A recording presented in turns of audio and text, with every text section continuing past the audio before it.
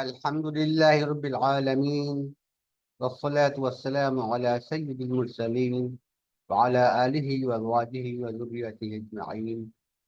ناظرین کرام، السلام علیکم ورحمۃ اللہ وبرکاتہ. المغنی کا مطالعہ جاری ہے اور آج ہم اس کی تیسری نشست کے ساتھ حاضر ہوئے ہیں.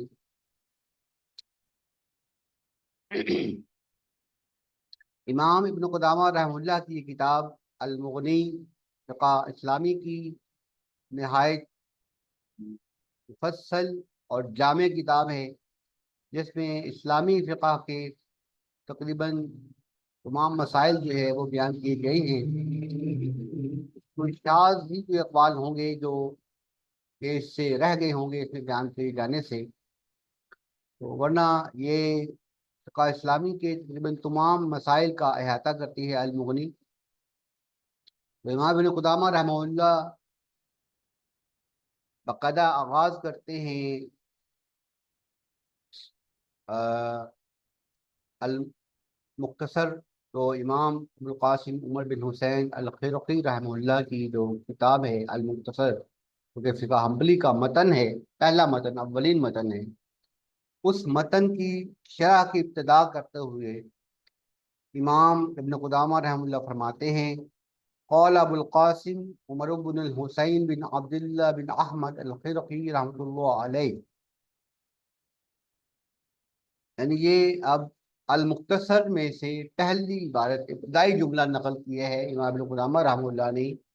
المختصر کا پہلا جملہ نقل کیا ہے، اس کی ابتدا یہ ہوتی ہے کہ ابو القاسم عمر بن حسین بن عبداللہ بن احمد الخرقی رحمہ اللہ تعالی نے فرمایا. یہ جو قوسین میں جو عبارت ہے سبز رنگ میں، یہ المختصر کی عبارت ہے، اور آگے جو قال القاضی سے شروع ہو رہا ہے یہ امام ابن قدامہ الحنبلی رحمہ اللہ کی عبارت ہے. یعنی اس قول کی، اس جملے کی شرح بیان کر رہے ہیں. اصل میں یہاں پہ وہ امام ابو القاسم عمر بن حسین الخرقی رحمۃ اللہ علیہ کا تعارف بیان کر رہے ہیں. قال القاضی الامام ابو یعلا رحمہ اللہ، یعنی فقہ حنبلی کے بہت ہی مایہ ناز جلیل القدر امام قاضی ابو یعلا رحمہ اللہ فرماتے ہیں. یعنی یہاں پر امام ابن قدامہ رحمہ اللہ نے قاضی ابو یعلا رحمہ اللہ کا قول جو ہے نقل کیا ہے امام الخرقی کے بارے میں. فرماتے ہیں ان قاضی ابو یعلا رحمہ اللہ فرماتے ہیں: کان الخرقی علامۃ بارعا فی مذہب ابی عبداللہ، کہ امام الخرقی رحمہ اللہ تعالی بہت بڑے علامہ تھے، بہت بڑے عالم تھے. عالم کا اس میں مبالغہ ہے علامہ، تو علامہ یعنی بہت ہی بڑے عالم تھے. بارعن فی مذہب ابی عبداللہ، اور امام ابی عبداللہ احمد بن حنبل رحمہ اللہ کے مذہب میں مہارت رکھتے تھے. وکان ذا دین، اور بہت دیندار تھے، نہایت دیندار تھے. یعنی کہ جب ہم اصل میں بعض اوقات جو ہے اصطلاحات وقت کے ساتھ ساتھ اپنے معنی بدل جاتے ہیں. جب ہم دیندار بولتے ہیں تو عام طور پر یہاں پر صرف یہاں مطلب عام طور پر ذہن میں آتا ہے کہ جیسے وہ نمازی پرہیزی ہیں بس. اصل میں دین کا مطلب ہے کہ دین پر عمل کرنے والے تھے، دین مجموعی طور پر سارے دین پر عمل کرنے والے تھے، یعنی نہایت متقی. اور اسی کے آگے انہوں نے تاکید فرما دی وَأَخَا وَرْعَيْن، اور متقوا کے بھائی تھے، یعنی مراد یہ ہے کہ بہت زیادہ متقی تھے. وقال القاضی ابو الحسین، اور قاضی ابو حسین رحمہ اللہ نے فرمایا. یہ اب دوسرا قول جو ہے قاضی ابو حسین یہ قاضی ابو حسین کی جو نقل ہے وہ، یعنی ان کا قول جو ہے وہ نقل کی ہے امام ابو یعلا رحمہ اللہ نے. کانت لہ المصنفات الکثیرہ فی المذہب، یعنی امام ابو القاسم عمر بن حسین الخرقی رحمۃ اللہ علیہ کی بہت سی تصنیفات ہیں مذہب حنبلی میں.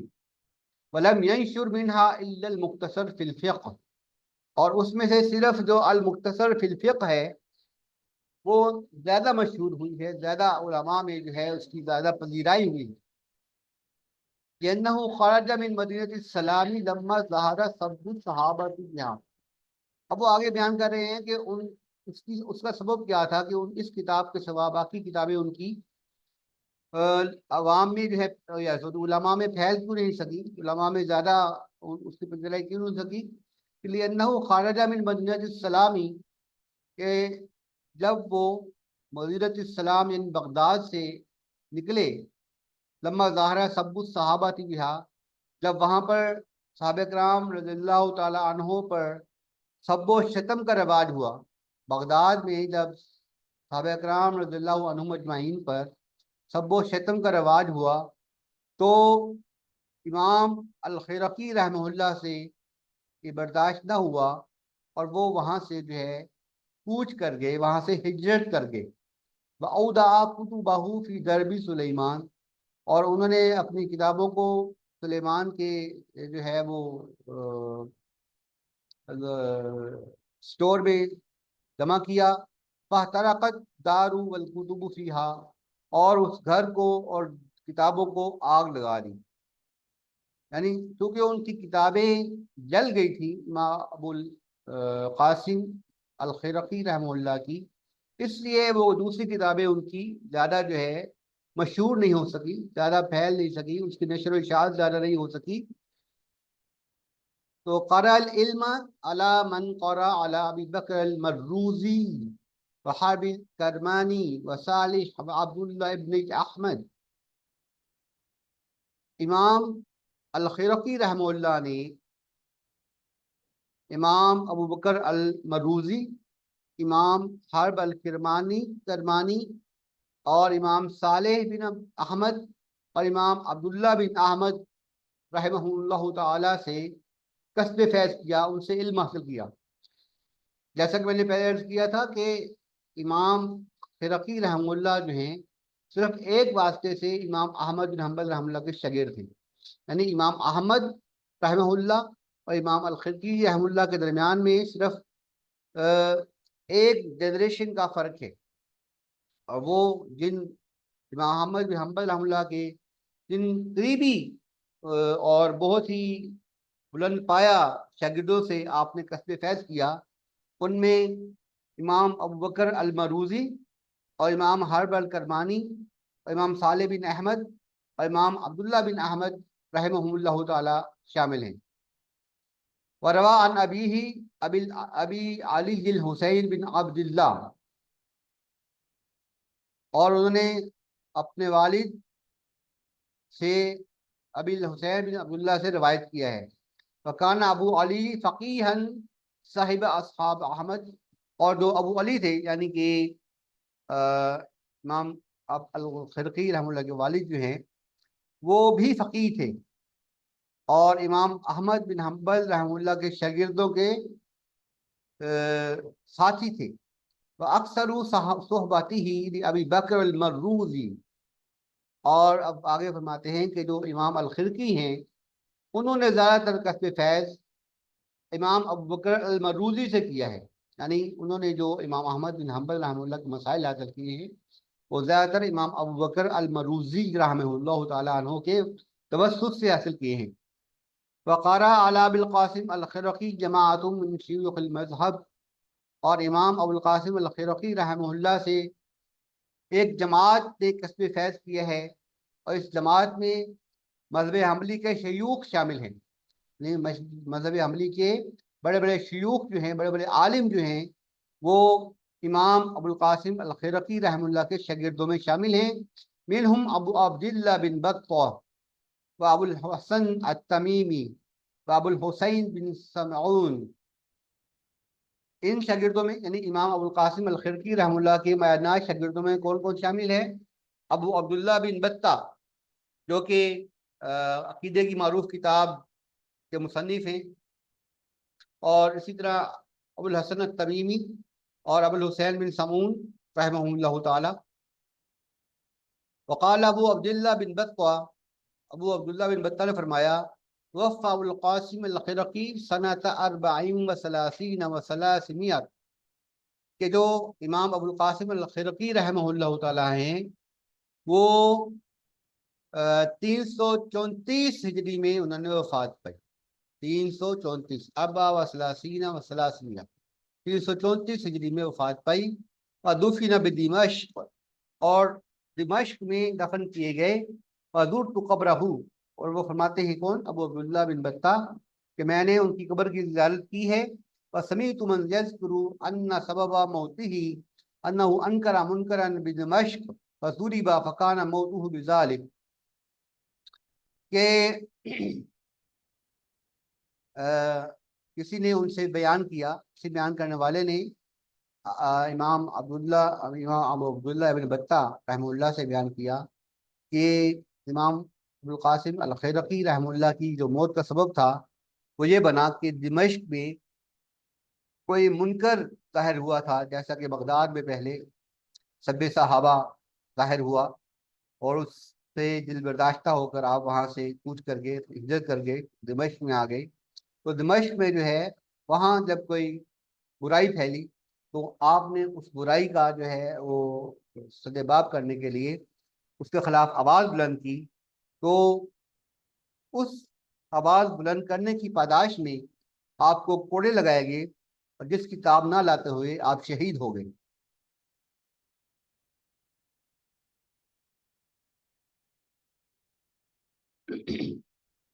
یہاں تک امام ابوالقاسم الخرقی رحمہ اللہ کا تعارف ہے۔ اب آگے اگلا جملہ المختصر میں سے نقل کرتے ہیں امام ابن قدامہ رحمہ اللہ، اختصرت هذا الکتاب، کہ میں نے یہ کتاب مختصر کر کے لکھی ہے۔ یہ جملہ ہے امام ابوالقاسم الخرقی رحمہ اللہ کا، یعنی یہ عبارت المختصر کی ہے۔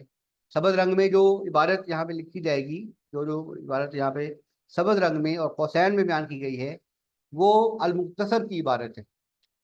تو فرماتے ہیں اختصرت هذا الکتاب، کہ اس کتاب کو میں نے اختصار کے ساتھ لکھا ہے، یعنی قربتہ وقللت الفاظہ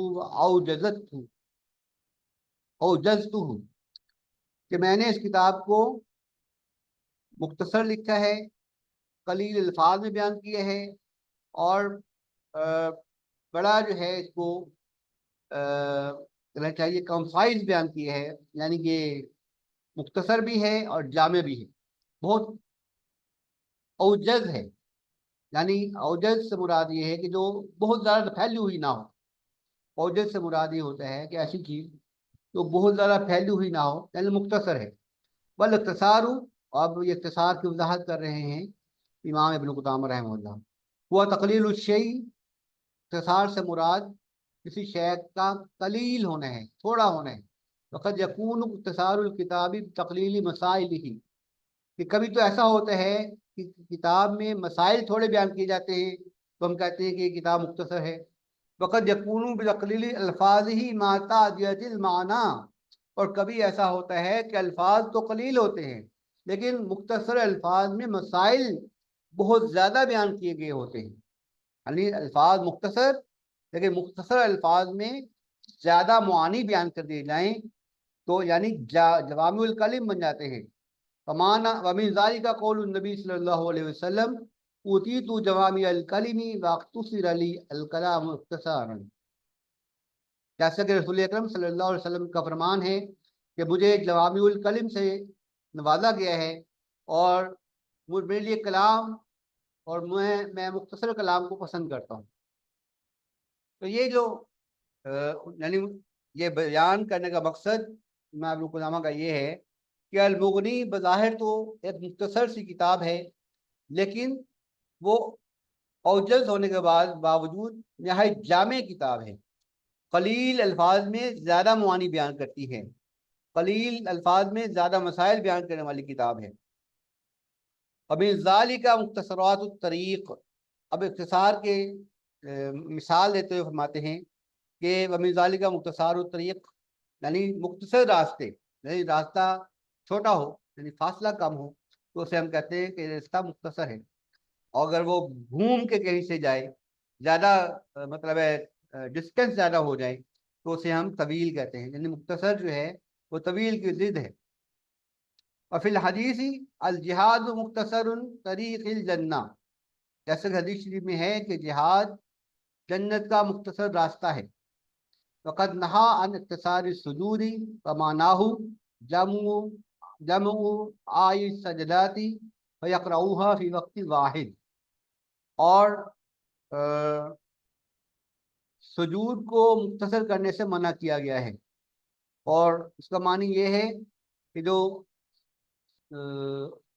قرآن پاک میں آیات سجدہ ہیں ان کو ایک ہی وقت میں جو ہے وہ ادا نہ کیا جائے، اکٹھا نہ ادا کیا جائے، اس سے منع کیا گیا ہے۔ تو ناظرین کرام،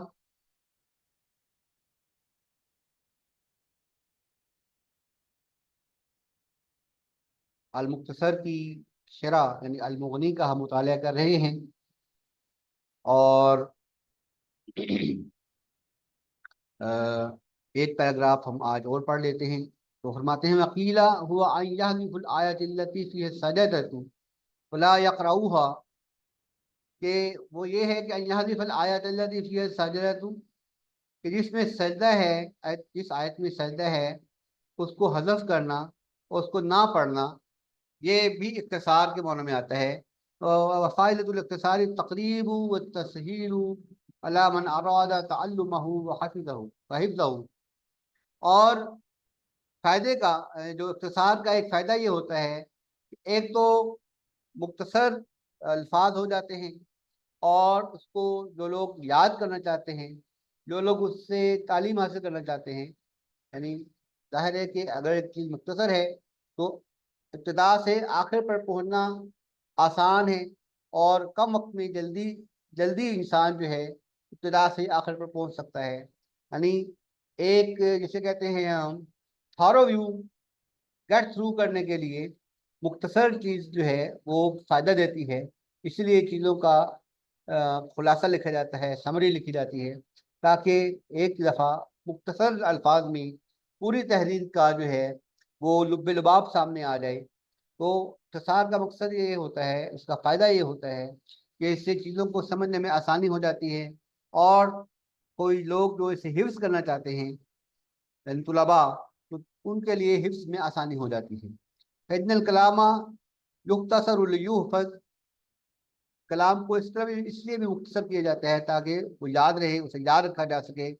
ویطول لیفہم، اور طویل کلام کو اس لیے مطلب کیا جاتا ہے، کلام کو، گفتگو کو اس لیے طول دیا جاتا ہے تاکہ سمجھنے میں آسانی ہو، یعنی یاد کرنے کے لیے، حفظ کرنے کے لیے اختصار، اور سمجھنے کے لیے اس کی جو ہے پراپر انڈرسٹینڈنگ کے لیے طویل ہو رہا اس کا، یعنی طوالت کے ساتھ، پوری وضاحت کے ساتھ، تفصیل کے ساتھ جب چیز بیان کی جاتی ہے تو اس کی جو ہے تفہیم اچھی ہوتی ہے، وہ خوب اچھی طرح ذہن نشین ہو جاتی ہے، سمجھ آ جاتی ہے، یعنی اس کا فہم حاصل ہو جاتا ہے۔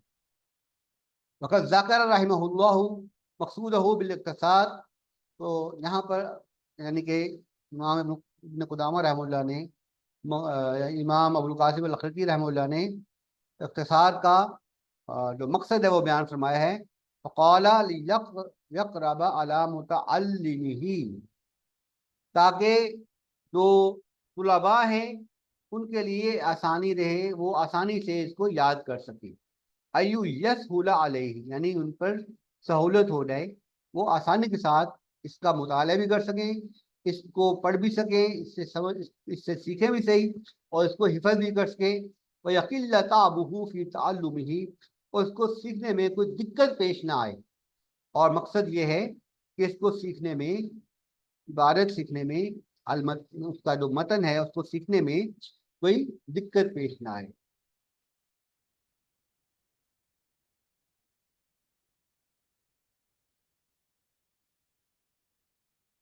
اور قاضی ابو القاسم رحمہ اللہ تعالی، ابو القاسم الخرقی رحمۃ اللہ علیہ کا اگلا قول نقل کرتے ہیں امام ابن قدامہ، وقوله على مذهب ابی عبداللہ احمد بن محمد بن حنبل رضی اللہ عنہ وارضاه.